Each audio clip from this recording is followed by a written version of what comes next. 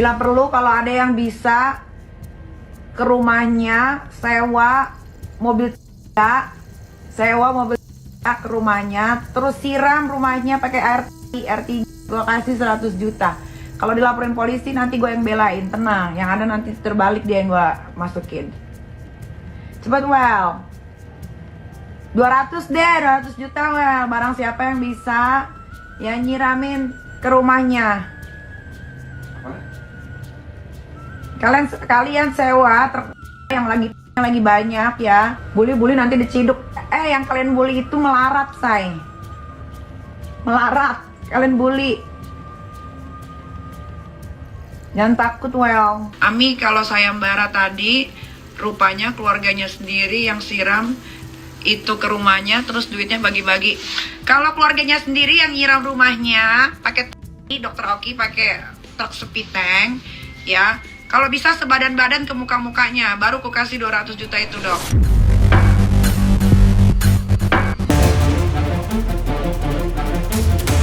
Sangat Natal itu sangat memprihatinkan sekali ya. Karena di samping saat Natal sendiri telah mengkonfirmasi keterangan dari 6 pemohon PK yang dulu terpidana itu, mengkonfirmasi bahwa benar mereka itu disiksa, ya kan, dipukuli, ya kan, dikasih balsem kepada anak kita. Nah, itu kejadian memang 2016.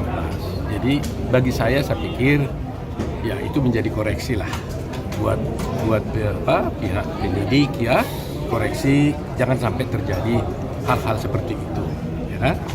Dan seperti saya katakan bahwa dengan adanya bukti-bukti adanya penyiksaan, tidaklah bisa dipertahankan berita acara itu yang ditandatangani oleh mereka itu sebagai berita acara yang sebenarnya, karena menurut hukum pun bahwa keterangan-keterangan yang dijadikan keterangan itu adalah keterangan yang disampaikan di muka sidang pengadilan. Tetapi yang saya ingin tekankan berkali-kali ya, bahwa sebenarnya kalau kita mau konsisten bahwa ternyata kan semua terpidana ini kan tidak pernah didampingi pengacara ketika diperiksa di polisi. Menurut hukum, seseorang yang diperiksa di penyidikan di polisi, ya, tanpa ditawarkan pengacara, tanpa didampingi pengacara, itu adalah batal itu berita acaranya dan dia harus dibebaskan. Apalagi terhadap tersangka yang diancam hukuman 5 tahun atau lebih, akan 15 tahun, maka berita acara itu harus batal dan dia harus dibebaskan. Nah, di KUHP kita juga seperti itu, pasal 114 KUHP menjelaskan bahwa setiap polisi penyidikan harus menawarkan advokat kepada tersangka. Itu ceritanya. Jadi saya pikir berdasarkan ini saja, menurut saya kalau Mahkamah Agung konsisten, maka mereka itu harus dibebaskan. Itu poin utamanya, nggak usah lain-lain dulu. Dari situ saja dibebaskan. Dan putusan Mahkamah Agung juga menyatakan seperti itu. Setiap orang yang diperiksa oleh polisi tanpa dia dampingi pengacara, ya, meskipun umpamanya gini, di polisi dia tidak diperiksa, tidak didampingi pengacara, tapi di pengadilan didampingi, tetap aja dia harus batal itu. Cara hukum begitu. Mereka mendapatkan tekanan, mendapatkan penganiayaan, siksaan, kemudian mereka tidak didampingi oleh penasihat hukum.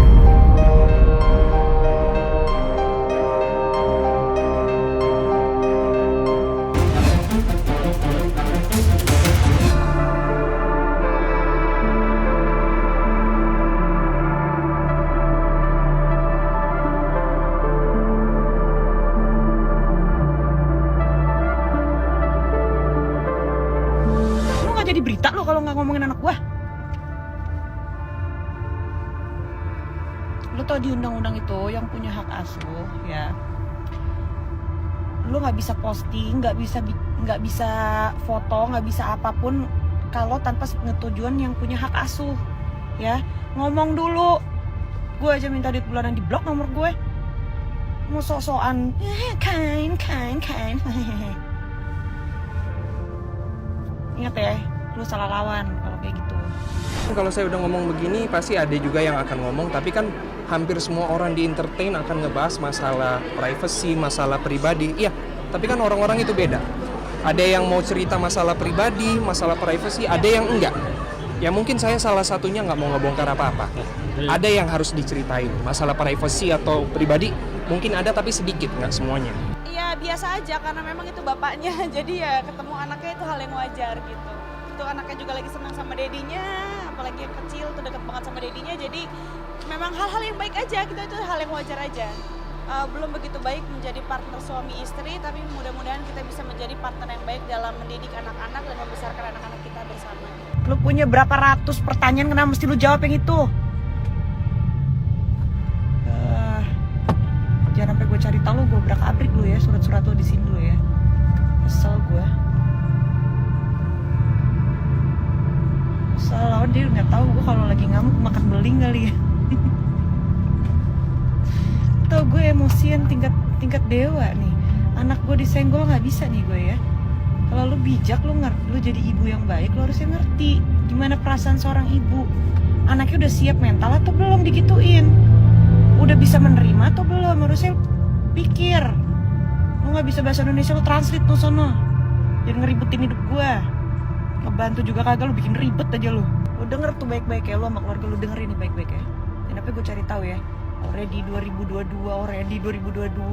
Ini negara Indonesia cuy. Lu tuh Kristen bukan Islam, nggak bisa nikah siri. Ya nikahin lu negara dari gereja mana pendeta siapa? Ya, semua harus jelas surat-suratnya. Lu pikir bisa kebaktian tanpa ada surat tanda tangan, hah? Dan mungkin sama Ria ya, saya udah menikah. Oke. 8 September 2022, itu sah, ada suratnya semua, itu jelas. Nggak ada bohong sama sekali, bisa cek langsung ke gereja. Ada